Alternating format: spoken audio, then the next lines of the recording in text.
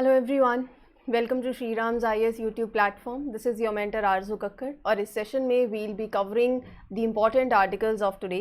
सो देखते हैं कि आज के क्या इंपॉर्टेंट आर्टिकल्स हैं। एक एडिटोरियल की डिस्कशन करेंगे and rest will have a look over some of the other articles जो कि मेंस और प्रीलिम्स दोनों से बहुत ज़्यादा इम्पॉर्टेंट हैं। कुछ चीज़ें फैक्ट्स हैं, कुछ चीज़ें समझने वाली भी हैं। मतलब समझना इन द सेंस आपको उसका सिग्निफिकेंस, अगर जैसे मैं बात करूँ नेशनल क्वांटम मिशन, तो मिशन के बारे में पता चल जाएगा, बट जब तक आपको क्वांटम कंप्यूटिंग क्या है ये नहीं पता तो कॉन्सेप्ट क्लैरिटी नहीं होगी, राइट। सो हम हर एक चीज़ को यहाँ पर इन डिटेल कवर करेंगे अच्छे से। मैं आपके लिए पढ़ देती हूँ कि आज हम क्या कवर करने वाले हैं। पहले हम देखेंगे सौराष्ट्र तमिल समागम, GS1 पेपर से आप इसको लिंक कर सकते हो। फिर उसके बाद Sathi portal and mobile app, you can link it with GS paper 2। क्या है ये पोर्टल, फार्मर्स के रिगार्डिंग ये पोर्टल आया है, इसमें क्या होगा, will talk about it. National technical research organisation paper 2 से आप इसको लिंक कर सकते हो कि कैसी ऑर्गेनाइजेशन है, क्या काम है इसका, एवरीथिंग इन डिटेल। फिर हम पढ़ेंगे नेशनल क्वांटम मिशन के बारे में, GS पेपर 3 और पेपर 2 से भी आप इसको लिंक कर सकते हो। I talk about quantum computing है, इसके applications, right. Satkosia wildlife century कहाँ पर है, क्यों न्यूज़ में है, और जो स्पीशीज इससे अभी जुड़ी है that we will be also covering. So GS paper 3 से आप इसको लिंक कर सकते हो। और एक एडिटोरियल है बहुत अच्छा, बहुत से पॉइंट्स यहाँ पर राइटर ने मेंशन किए हैं, a new age to fight against tuberculosis. So will have the look और सभी आर्टिकल्स के ऊपर। पहला शुरू करते हैं सौराष्ट्र तमिल समागम से, संगम से। तो यहाँ पर ये क्या है, लेट्स फाइंड इट आउट। चलिए, nearly 3000 people are expected to attend Saurashtra Tamil Sangam the festival aim. ये सौराष्ट्र तमिल संगम जो है ये क्या है, ये एक ऐसा फेस्टिवल है जो कि कल्चरल टाइज जो हैं, एज ओल्ड टाइज दो कोस्टल स्टेट्स के बीच में, वो कौन सी स्टेट्स हैं, गुजरात और तमिलनाडु। सो ये एक festival, it aims to showcase that link of two coastal states, Gujarat और तमिलनाडु। तो यहाँ पर ना, जैसे मैं आपको एक बहुत अच्छा सा एग्जाम्पल देती हूँ, आप इसको समझ पाएंगे, फिर हम इसके हिस्टोरिकल टाइज पे भी जाएंगे। तो देखो हुआ क्या है ना, जो जैसे साड़ी का एक एग्जाम्पल ले लेते हैं। अगर आपने साड़ी का नाम सुना होगा, दैट इज कांचीपुरम सिल्क, वो जो फैब्रिक है and it is made in India. So ये जो सिल्क है, कांचीपुरम सिल्क जिसको हम बोलते हैं, ये कैसे बना, it is made by combining the skills of two different groups of people in India, Tamil Saurashtrian people और जो टेक्सटाइल इंडस्ट्री है गुजरात के अंदर। सो सौराष्ट्रियन पीपल जो हैं वो जाने जाते हैं for their expertise in making silk fabric, और गुजरात जाना जाता है for its textile industry. So two groups of the people come together to create this Kanchipuram silk. तो इस कमिंग टुगेदर को शो करने के लिए, जैसे to show the coming together of these two groups of people, their cultures, a design was made on the fabric. जे अगर आप ये देख सकते हो, ये बहुत सुंदर सा लोगो है, ये लोगो क्या डिपिक्ट करता है वो भी अभी यहाँ पर बात करेंगे। तो जैसे कि the fabric shows Somnath temple, Somnath temple वो प्लेस है where Saurashtrian people originally come from, और फिर मीनाक्षी टेम्पल शो करता है where which they settled, right. तो यहाँ पर अगर आप ये लोगो भी देखो ना, अब ये फेस्टिवल जो है it highlights that cultural diversity and strength of India to reconnect people with pilgrimage destinations and cultural heritage, right. जैसे कि मैंने आपको बताया, और ये जो इवेंट है it will take place at multiple locations of Gujarat, statue of unity, Dwarka, Somnath Dwarka, right. ये रिप्रेजेंटेशन है किसकी, merging of silk fabric expertise of Tamil Saurashtrian people and textile industry of India. ये मैंने आपको बताया, दो कल्चर का कॉन्फ्लुएंस डिपिक्ट किया जा रहा है through which temple, Somnath temple और Meenakshi temple, Meenakshi temple near Madurai, right. तो सोमनाथ टेम्पल क्या है, that is a place of origin of Saurashtrians, right. अगर आप ये देखो लोगो तो it is a dancing poster, एक यंग वुमेन है posing in the dancing poster with dandiya, वो गुजरात सिंबलाइज कर रहा है, और भरतनाट्यम तमिलनाडु को। कलर भी अगर आप देखो तो ब्लू कलर है ऑन द लोअर साइड, वो क्या सिंबलाइज कर रहा है, merging of the two states with the C.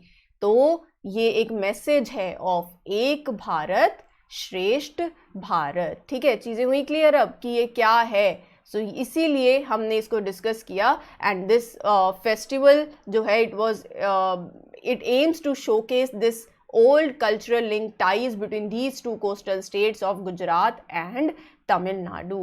Right? चलिए चलते हैं अगले आर्टिकल के ऊपर जो बात करता है साथी के बारे में. साथी क्या है? साथी हाथ बढ़ाना, ये नहीं है अभी. तो यहाँ पर साथी है seed traceability, authentication and holistic inventory. तो agriculture and farmers welfare minister of India ने लॉन्च किया है ये पोर्टल, ये मोबाइल ऐप, जो कि क्या करता है, it address the challenges in the seed production, quality seed identification, seed certification. Simple सी बात है. बात क्या है? Let's have a look over it. देखो, आर्टिकल कहता है कि एक जैसे फार्मर्स जो हैं they you need to make sure ना that the seeds that farmers use to grow the crops, उनकी क्वालिटी अच्छी हो, they come from the right place. So ये ऐप जो है उसी को ही चेक करेगा. QR कोड होगा, राइट? वो QR कोड जो है, जैसे अगर मैं किसी को एक स्पेशल कोड दे दूँ, दैट इज QR कोड. अब वो QR कोड से मोबाइल ऐप जो है that will help us to know कि ये seed it came from where, how they were used, मतलब how they were made. So उससे क्या होगा ना, फार्मर्स को बहुत हेल्प मिलेगी कि सीड्स आर रियली गुड और दे कैन बी ट्रस्टेड और नॉट. और अगर कोई प्रॉब्लम है so we can trace there, right? So it will enable the farmers to make sure कि they are using the good quality seeds that will grow into a very strong and healthy crop. इसको किसने develop किया है? National informatics centre in collaboration with ministry of agriculture and farmers welfare with the theme of उत्तम बीज समृद्ध किसान. साथी portal जो है ये एक सिग्निफिकेंट स्टेप है to address the challenges in the agriculture sector. हमने जैसे अभी बताया, तो अब एग्रीकल्चर सेक्टर में बहुत से चैलेंजेस हैं, सीड की क्वालिटी को भी इंश्योर करना है. तो यहाँ पर ये एक स्टेप है उनमें से जो एक रेवोल्यूशनरी स्टेप होगा. ये एक स्टेप होगा इन द एग्रीकल्चर जो आप ग्रास रूट लेवल पे हम चीज़ों को चेक कर सकते हैं. इट विल इंश्योर कि वो जो सीड है जिससे आगे फसल होगी तो उसकी क्वालिटी इंश्योरेंस सिस्टम है ये जो इंश्योर करेगा कि सीड जो है that is of good quality. Identify the source of seed in the seed production chain, trace the seed through that QR code, right? So इस सिस्टम के अंदर ना 7 वर्टिकल्स हैं. Seed chain, research organization, seed certification, seed licensing, seed catalog, dealer to farmers welfare, farmer sale, farmer registration, seed DPT. Seed जो है इसके अंदर क्या होगा, पहले तो जो रजिस्टर्ड फार्मर्स हैं वो होंगे और दूसरी तरफ जो वैलिड लाइसेंस डीलर्स हैं वो होंगे. वही सीड्स जो वैलिड सर्टिफिकेशन जिनको मिला है they can be sold by the licence dealers to the registered farmers, और सब्सिडी जो है इनकी वो फार्मर्स के बैंक अकाउंट में उन्हें मिल जाएगी थ्रू DBT. ठीक है, हो गया, sorted, simple, easy yet very important. आप इसको अपने GS पेपर 2 में भी यूज कर सकते हो. Coming to the next article that is national quantum mission. अब क्या है नेशनल क्वांटम मिशन? इसको समझने के लिए ना पहले अपने को ये जान लेना चाहिए कि क्वांटम मैकेनिक्स या क्वांटम कंप्यूटिंग क्या है. बहुत सिंपल लेमैन टर्म्स में बताती हूँ. क्वांटम कंप्यूटिंग एक तरीका है ऑफ सॉल्विंग द प्रॉब्लम्स, ठीक है, but using the tiny particles. उन पार्टिकल्स को बोला जाता है क्वांटम बिट्स, क्यूबिट्स. सो जो हम रेगुलर कंप्यूटर बिट्स की बात करते हैं वो नहीं, यहाँ पर क्वांटम बिट्स की बात करी जा रही है, क्यूबिट्स की बात करी जा रही है, क्योंकि इनकी स्पेशल प्रॉपर्टी है. क्या प्रॉपर्टी है कि they can allow them to be in the many different states at once. मतलब they can do many calculation simultaneously. समझ आया? नहीं आया? चलो एग्जाम्पल लेते हैं. मान लो आपको एक पजल सॉल्व करनी है, आप क्या करते? पीस बाय पीस उस पजल को सॉल्व करते. अगर क्वांटम कंप्यूटिंग आ गई यहाँ पे, so you could solve many pieces at the same time, क्योंकि क्वांटम बिट्स जो हैं they can be in many different states at once. You can do many calculations at the same time. तो quantum computing बहुत ही powerful है और इसका एक पोटेंशियल है to solve very complex problems much faster than the regular computer. हम इसको यूज कर सकते हैं to find new medicine, create नए नए materials, solve the problems that are even related to climate change. लेकिन still it is new developing technology है और अभी इसको बहुत डिस्कवर करना है, हमें बहुत लर्न करना है। न्यूज़ में इसलिए है क्योंकि अभी हमारे यूनियन कैबिनेट ने रिसेंटली 6003 करोड़ अप्रूव किया है फॉर नेशनल क्वांटम मिशन। ठीक है, मिशन क्या करेगा, उससे पहले तो आपको क्वांटम कंप्यूटिंग के बारे में पता होना चाहिए। ये वो एरिया है ऑफ कंप्यूटर साइंस जो कि फोकस करता है on the development of technologies based on the principle of quantum theory. यहाँ पर मैंने आपको बता ही दिया, क्यूबिट्स की बात करी ना हमने, तो क्यूबिट्स क्या है यहाँ पर, qubits can exploit the interference between their wave like quantum states. जब हम मैटर की बात करते हैं, सब एटॉमिक पार्टिकल्स की बात करते हैं, राइट, तो यहाँ पर वेव लाइक क्वांटम स्टेट्स की बात होती है to perform the calculations that might otherwise take millions of years. Classical computer आज के टाइम पे जो है वो बाइनरी में काम करते हैं, 0 1 to encode the information in the bits. यहाँ पर क्वांटम कंप्यूटिंग जो है using the basically the behaviours of quantum mechanics, complex problems को सॉल्व करेगी and using the subatomic particles such as electrons, photons, quantum bit qubits allow these particles to exist in more than one state, जिसकी वजह से आप complex problem को solve कर सकते हो, है ना। नेशनल क्वांटम मिशन क्या कहता है, नेशनल क्वांटम मिशन इस क्वांटम कंप्यूटिंग टेक्नोलॉजी को और ज़्यादा डेवलप करना चाहता है and will fund the research and associated applications. Mission will have defined milestones that are expected to be achieved over the course of 8 years. तो ये बहुत इंपॉर्टेंट है, 8 साल का ड्यूरेशन है, राइट। इंडिया 6th कंट्री है जिसका एक डेडिकेटेड क्वांटम मिशन है अब। और कौन सी कंट्रीज हैं, यूएस, ऑस्ट्रेलिया, फिनलैंड, फ्रांस और चाइना। क्वांटम मिशन में बात करी जा रही है for having the T hubs, 4 thematic T hubs, मतलब हम 4 एरियाज पे अब हम फोकस करेंगे।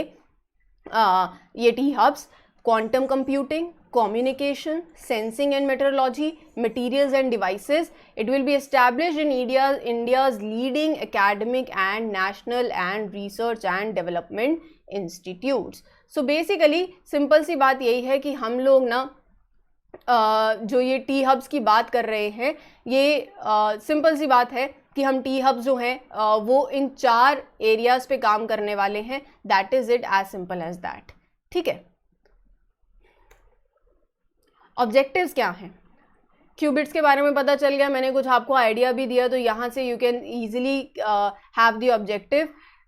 Create intermediate scale quantum computers with 52,000 qubits, establish satellite based secure quantum communication, जिसमें हम चाहेंगे कि जो हैकिंग जैसी चीज़ें होती हैं इस पे और ज़्यादा कंट्रोल हो, ये नहीं हो, स्ट्रॉन्ग हो, इंक्रिप्टेड हो, and it will look to provide intercity quantum key distribution also, right, जहाँ पर you are covering a range of 2000 kilometre.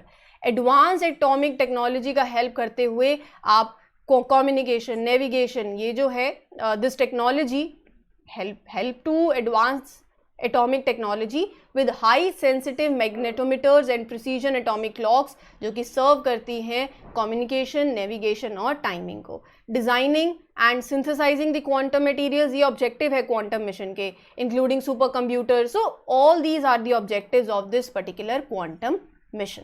ठीक है, चलिए moving on to the next article. अगला आर्टिकल बात कर रहा है सतकोसिया वाइल्ड लाइफ सेंचुरी के बारे में। ये वाइल्ड लाइफ सेंचुरी कहाँ है, पहले तो ये पता होना चाहिए।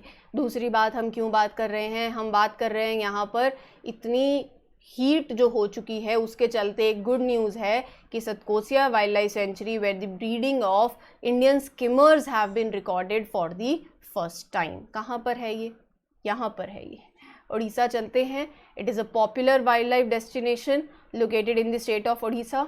महानदी रिवर यहाँ बहती है, so it is situated on the banks of Mahanadi river. The sanctuary has been recognised as critical tiger habitat by national tiger conservation authority. It is home to diverse range of flora including dry deciduous forest, moist deciduous forest, tropical moist forest, right? So it is known for salt forest. Basically बहुत से species और जैसे elephants हो गए, tiger, leopard, sloth bears, ये यहाँ पर spot किए जाते हैं। न्यूज़ में है कि इंडियन स्किमर्स की वजह से, so Indian skimmers were spotted, so it is found, ये इंडियन स्किमर्स की अगर बात करूँ तो IUCN में ये एंडेंजर्ड कैटेगरी के अंदर हैं, and it is found in the coastal estuaries, जहाँ रिवर मीट्स सी, वेस्टर्न और ईस्टर्न घाट्स पे।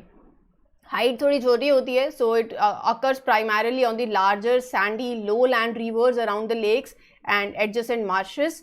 About 20% of the total population of fewer than 2500 birds nest along the river Chambal. ठीक है, तो ये है इंडियन स्किमर्स की इंपॉर्टेंट इंफॉर्मेशन।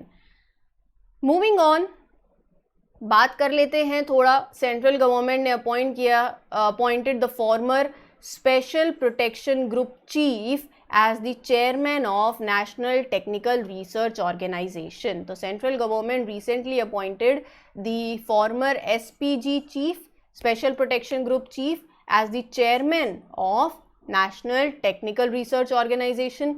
क्या है NTRO? एक टेक्निकली इंटेलिजेंस एजेंसी है, किसके अंदर आती है? Under the national security adviser in the prime minister's office. Basically 2004 में बनी, नेशनल सिक्योरिटी को स्ट्रेंथन करने के लिए बनी, डायरेक्ट कंट्रोल में है under the prime minister office, और एक ऑटोनमस ऑर्गेनाइजेशन की तरह काम करती है। क्या करती है? इन technical intelligence, it gathers technical intelligence जो कि इन्वॉल्व है cyber intelligence, imagery intelligence, communication signals को एनालाइज करने में, राइट। तो वहाँ पर इनका एक ऑब्जेक्टिव है, जो इंटेलिजेंस एजेंसीज हैं कंट्री में, उनको टेक्निकल असिस्टेंस देना, चाहे वो intelligence bureau, research and analysis wing, so सबको ये जो बॉडी है टेक्निकल असिस्टेंस देती है। डेटाबेस ऑफ इंफॉर्मेशन को मेंटेन करती है जो कि है related to technology, developing advance tools and techniques, किस लिए? For intelligence gathering. Research and development activities carry करती है in the field of technical intelligence. So NTRO is headed by the chairman. ये चेयरमैन डायरेक्टली किसको report करते हैं? हमारे prime minister of India को। इसका हेडक्वार्टर कहाँ है? न्यू दिल्ली के अंदर। अब यहाँ पर ना स्पेशल प्रोटेक्शन ग्रुप जो है, ये न्यूज़ में आया, ये देख रहे हो, जब हमारे प्राइम मिनिस्टर की जो सिक्योरिटी होती है, ब्लैक कलर के कोड डले हैं, तो इनकी बात हो रही है। Special protection group, it is entrusted with the task of providing proximate security to the Prime Minister of India, the former Prime Minister and their immediate family members. तो याद में रखना, स्पेशल प्रोटेक्शन ग्रुप जो है, it provides security to whom? It was formed in 1985, जब assassination हुआ of the Prime Minister Indira Gandhi ji. So it was formed in 1985 after the assassination, and it was formed as an executive body on the recommendation of Birbal Nath committee. पूछ लिया जाए अगर, तो committee का नाम तो याद में रख लेना।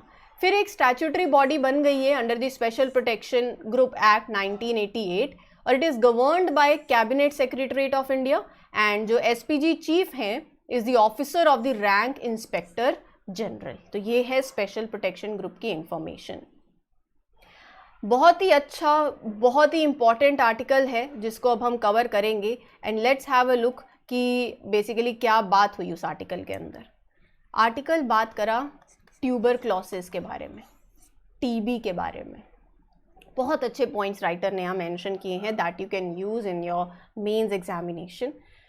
मुझे ना आपसे बस एक होमवर्क चाहिए, आप ट्यूबरक्लोसिस जो है TB, इसके बारे में पढ़ोगे और कमेंट सेक्शन में मुझे बताओगे कि TB is caused by which bacteria. ठीक है, मतलब अगर बैक्टीरिया से कॉज होता है तो कौन से बैक्टीरिया से कॉज होता है, बाकी how it is cause mention it in the comment section. अभी 24 मार्च को एक वर्ल्ड TB समिट हुई थी वाराणसी उत्तर प्रदेश के अंदर, जहां पर हमारे प्राइम मिनिस्टर जी ने बात करी about the global tuberculosis elimination response और इंडिया की commitment to spearhead this effort, जहाँ पर हमें हमारा जो टारगेट है to eliminate TB that is 2025, global target है टू एलिमिनेट TB 2030। तो कैसे, क्या ज़रूरत है आज की, इंडिया के ऑलरेडी क्या एफर्ट्स हैं और हम क्या कर सकते हैं, नज़र डालते हैं। India national TB elimination programme चला और दी NTEP, ठीक है, हैज़ इंट्रोड्यूस सेवरल मेजर्स। कैसे आप TB केसेस को आइडेंटिफाई करोगे, notify and treat the TB cases, इसके लिए प्रोग्राम चला। जहां पर we saw the notifications rising from 15.7 lakh in 2014 to cover 20 lakh in 2022। इससे क्या दिख रहा है?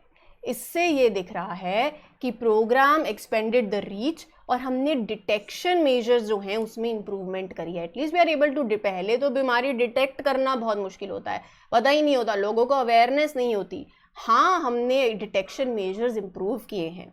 फिर उसके बाद फर्दर जो प्राइवेट सेक्टर की एंगेजमेंट है यहाँ पर, launch of social support provisions, introduction of diagnostic tools, new drug regimes, उन्होंने टीबी मैनेजमेंट में और ज़्यादा इम्प्रूव किया है, नो डाउट। लेकिन स्टिल अभी चैलेंजेस हैं। चैलेंज है अवेयरनेस का, लोगों में स्टिल अभी अवेयरनेस नहीं है, वो लानी बहुत ज़्यादा ज़रूरी है अबाउट दिस डिसीज़। अवेयरनेस के बाद क्वालिटी केयर एक्सेस भी नहीं है, lack of access to the quality care continue to be a challenge. Quality care पहुंचाना ज़रूरी है, ये चैलेंजेस आप मेंशन कर सकते हो अपने एग्जाम में। राइटर कहते हैं कि पहले अवेयरनेस, दूसरा क्वालिटी केयर भी चैलेंज है।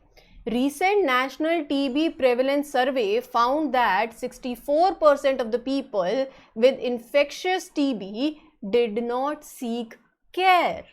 जो लोग मतलब ये सर्वे कह रहा है जिनको इन्फेक्शन है, 64% of the people with infectious TB did not seek care. Overall ये सर्वे कहता है, नेशनल लेवल एस्टिमेट्स कहते हैं that for every person notified with the TB, TB क्या है, इन्फेक्शियस है, तो वो चेन बन जाएगी। एक person, for every person who is notified with the TB, we miss detecting almost 2 more cases, जो कि बहुत ज़्यादा इंपॉर्टेंट है। डिटेक्शन तो मेन चीज़, केयर तो बाद में, क्वालिटी केयर होगी, उससे पहले अवेयरनेस और डिटेक्शन होना बहुत ज़्यादा ज़रूरी है। अदरवाइज, क्योंकि एक को होगा उससे 2 लोगों को और हो सकता है, क्योंकि क्या है, टीबी इन्फेक्शियस है, राइट, नेटवर्क बन सकता है। तो वो if you are notifying a TB case, we are missing 2, तो इसको बहुत इंपॉर्टेंट है हमें पहले, ये बहुत बड़ा चैलेंज है दैट यू कैन मेंशन। फिर आगे राइटर ने आर्टिकल के अंदर स्टेप्स बताए हैं what we can do in this regard. बहुत से अच्छे स्टेप्स हैं, आइए नज़र डालते हैं। To bring transformative change in our TB response efforts, we will need to introduce a disruptive approach. नए टूल्स लाने पड़ेंगे to change the way, जिस तरीके से we are preventing, diagnosing and treating the TB, अभी हमें क्या करना पड़ेगा, नई अप्रोच और नए tools we have to bring in so as to change this way first of all. दूसरा राइटर कहते हैं कि जो हमारी रिसर्च और डेवलपमेंट एफर्ट्स हैं, हमें उनको एक्सपैंड करना है और उसको स्ट्रेंथन भी करना पड़ेगा। It was also heartening to see the establishment of the centers of excellence which will facilitate collaboration between the ICMR and private sector के बीच में कोलैबोरेशन, बहुत अच्छी बात है, राइट। सो ये चीज़ें, इनको हम स्ट्रेंथन कर सकते हैं, रिसर्च को ज़्यादा स्ट्रेंथन कर सकते हैं, ताकि हम न्यू टूल्स के साथ आएँ जो कि इंडिया को हेल्प करेगी to meet the end TB target. TB vaccine तो ठीक है, 15 टीबी वैक्सीन कैंडिडेट्स हैं करंटली, लेकिन अब हमें ना इफ़ेक्टिव टीबी वैक्सीन को फाइंड करना बहुत ज़्यादा ज़रूरी है। एंड वी मस्ट इंश्योर कि ये जो 15 टीबी वैक्सीन कैंडिडेट्स लाइन में लगे हुए हैं उनकी क्लिनिकल ट्रायल्स हों, इसको प्रायोरिटाइज किया जाए ताकि हम असेस कर पाएँ उनकी एफिकेसी को and use it right further. TB testing वो अफोर्डेबल और मोर एक्सेसिबल करना बहुत ज़्यादा ज़रूरी है, so that each person with that symptom, frontline worker, they can test, they can get results with a minimal cost. Cost ही तो सबसे बड़ा इशू भी है कि केयर तो, क्वालिटी केयर से पहले वो अफोर्डेबल केयर भी होनी चाहिए, राइट। फिर इसके लिए to reduce that diagnostic delays, नई inventions such as nasal and tongue swab based test for TB can be a game changer by reducing the diagnostic delays. X-ray machines, अब ऐसी x-ray machines that are hand held, जिसको doctor लेके जा सकें and it can be taken to the villages and the urban settlements, ताकि आप वहाँ पर large number of high risk individuals को स्क्रीनिंग कर सको सेफली और conveniently. So hand handheld digital x-ray machines, writer कहते हैं, it is also a step in this regard. Development and introduction of new therapeutic molecules can play a crucial role in the long run. We can continue to invest in drug discovery, scale up newer and more effective regimes, and also dip into our armory to repurpose the existing drugs for TB. तो drugs जो हैं उस पर new discovery चाहिए, और जो already हैं existing drugs उसको ध्यान देना पड़ेगा. We have to scale up newer and come up with the effective regimes. Appropriate policy framework. Finally writer कहते हैं the part of the process of strengthening the innovation ecosystem involves creating regulatory and policy framework. Strong policy framework चाहिए रहेंगे जो कि smoothen कर सके इस process को to reach out to the people with as little delay as possible. जितनी collaborations हो बिटवीन द पॉलिसी मेकर, सिर्फ उनके बीच में नहीं, scientist, product developers, clinical researchers across the country, right, even between the governments also, collaboration ज़्यादा से ज़्यादा करने की अपने को ज़रूरत है.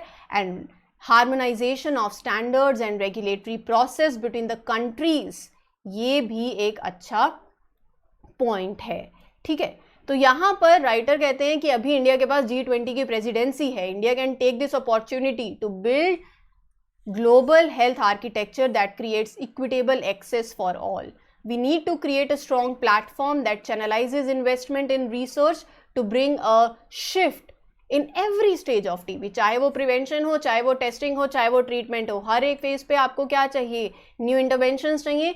तो हर एक फेज पे ध्यान देने की बहुत ज़्यादा ज़रूरत है, ये राइटर जो है वो कहते हैं. लास्ट में राइटर का कंक्लूजन यही है कि India has made significant progress in this effort to end the TB, लेकिन अभी अवेयरनेस नहीं है अबाउट दिस डिसीज, लैक है of access to quality care and it is a challenge. Article suggest करता है कि नए TB vaccine trials, making testing and diagnosing TB more accessible, affordable, नए थेराप्यूटिक मॉलिक्यूल्स, ये एक क्रूशियल रोल प्ले कर सकते हैं in spearheading the global tuberculosis elimination response. ठीक है, आ गया समझ में? सो ये था कुछ इंपॉर्टेंट डिस्कशन आज की. आई होप आपको ये सेशन अच्छा लगा है. सेशन अच्छा लगता है लाइक, शेयर, चैनल को सब्सक्राइब करना बिल्कुल मत भूलें. This is your mentor Aarzoo Kakkar signing off for this session. Will meet you in the next one. Till then take care everyone. Good luck, good wishes.